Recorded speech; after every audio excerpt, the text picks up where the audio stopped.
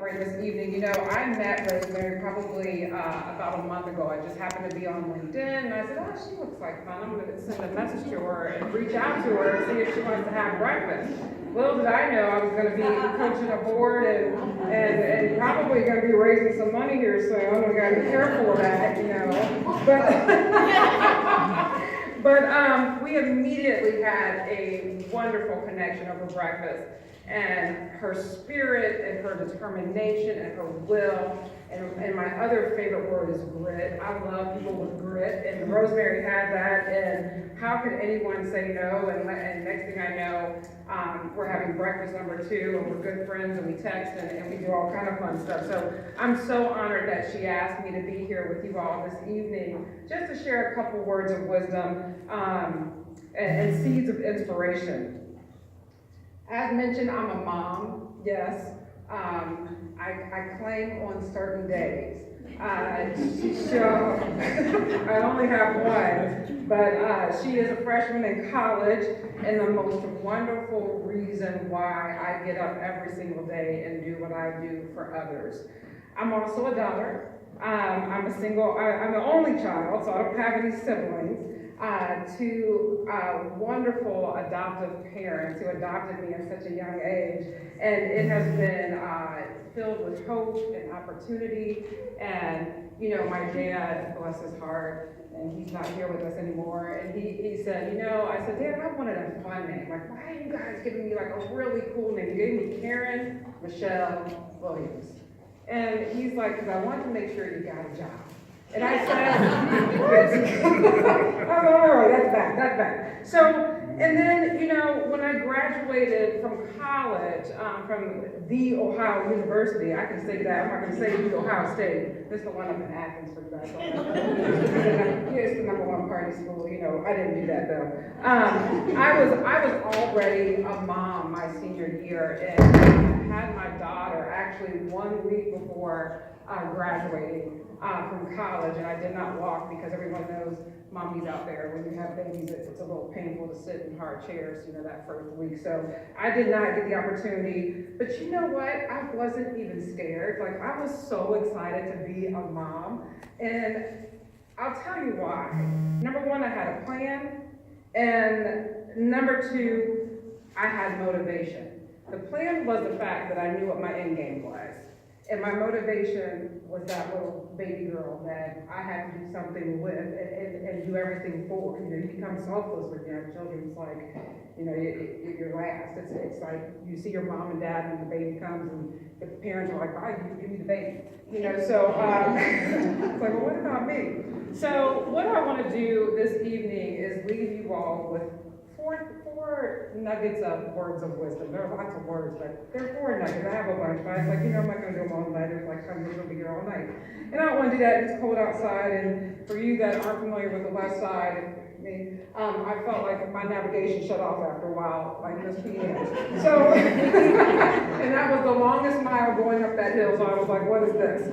So, number 1, I learned this when I was at the Boys and Girls Clubs in Greater Cincinnati, and I was sitting with a gentleman who was there coaching us on some leadership stuff, and he says to me, you know what?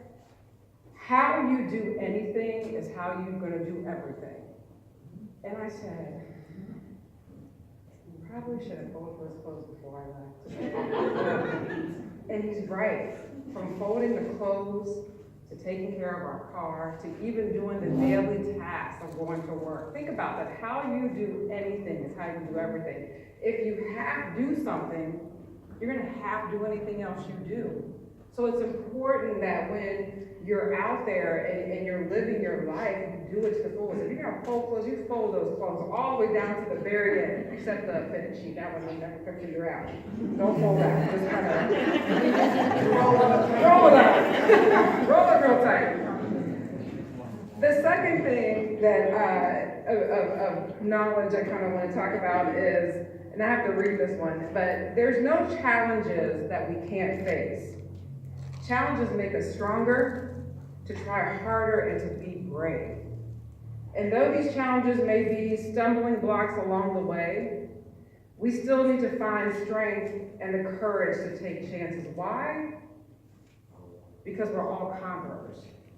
You know, Cicely Tyson once said, she said, you know, challenges make you discover things about yourself that you never really knew. Yeah.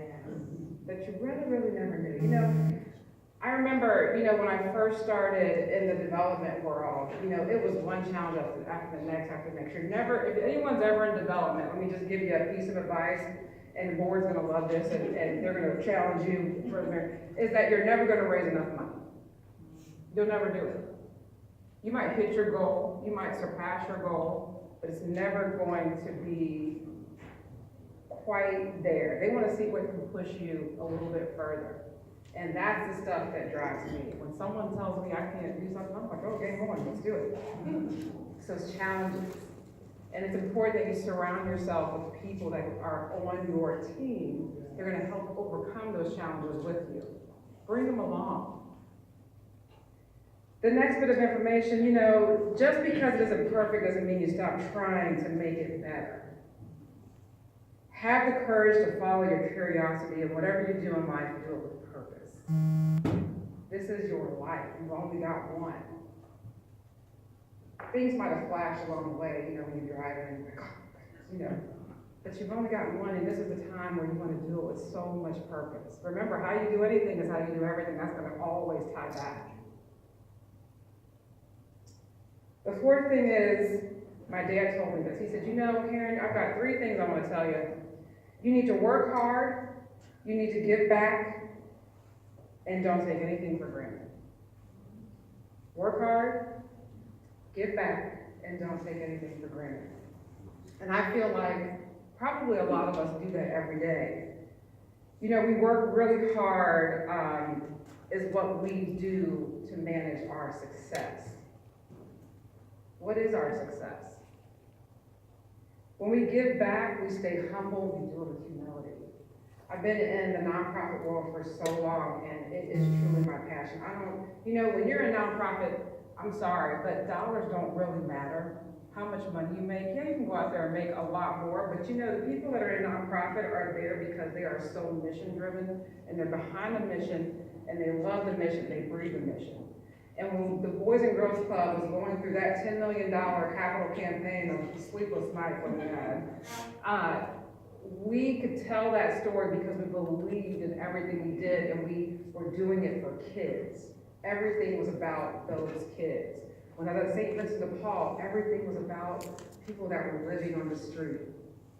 And it was time for us to kind of break those walls down and be among them. I'll never forget when I did that poverty simulation where I actually slept outside at night. And you know, it's funny because I grew up in the Tri-County area. And my mom and dad felt the need to kind of keep me in this box. And my sex talk, this will get you.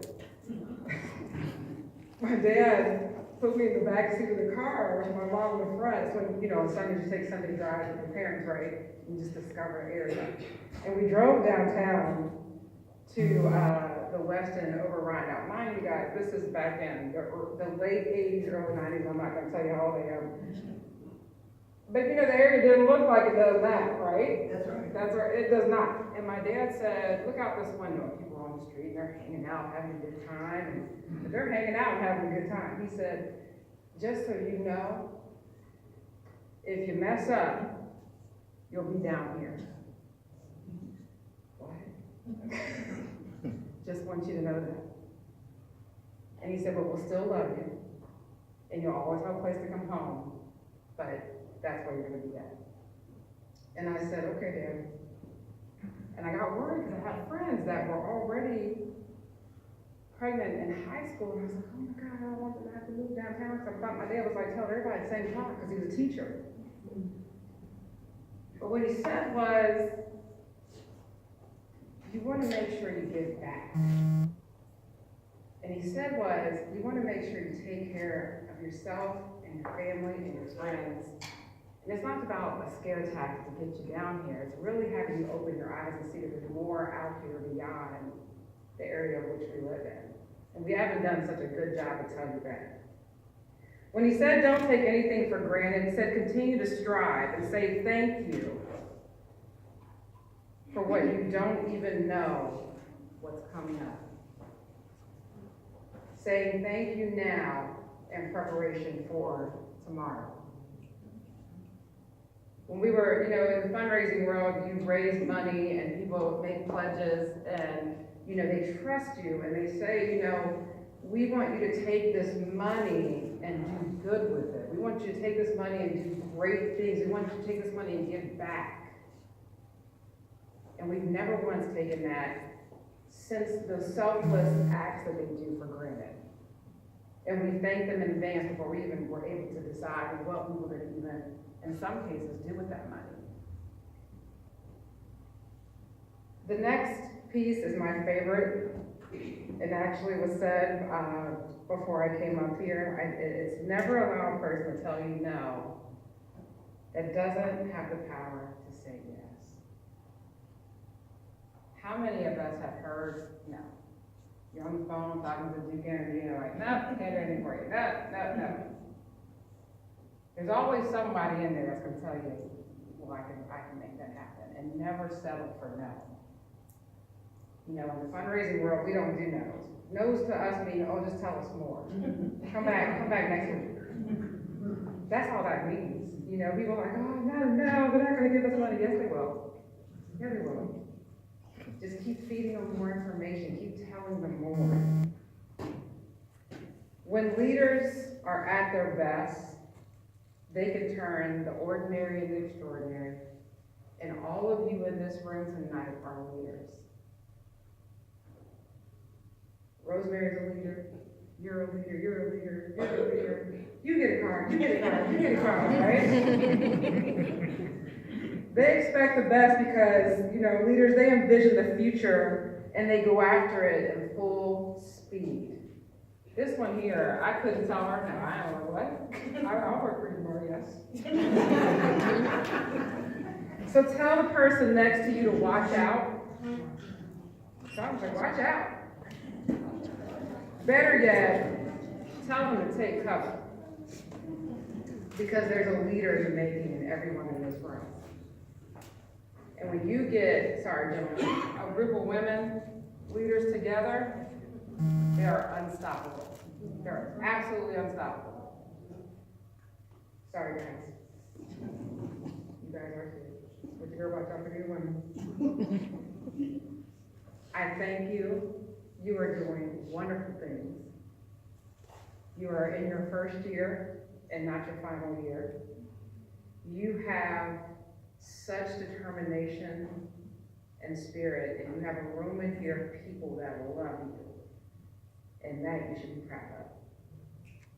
Thank you.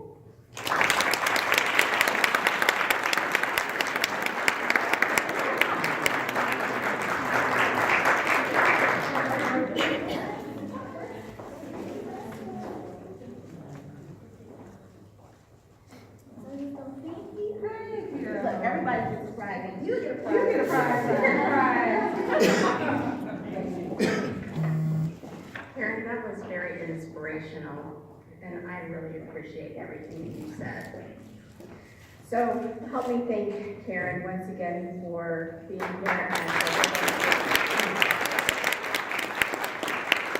We are now at the portion of our program where we celebrate our leaders and legacies. Now I would like to introduce Robert Oglesby, Board Chair of Rosemary's Babies Company. Robert Oglesby is a dedicated supporter of Rosemary's Babies.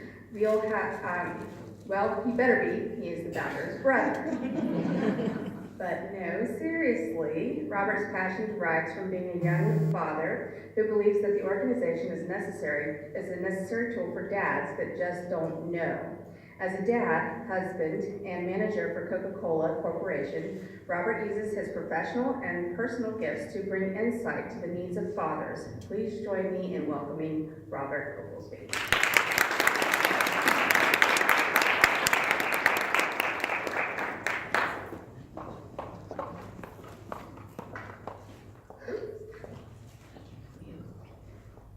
Thank you. On behalf of the board, I'd like to to thank everybody for coming out tonight.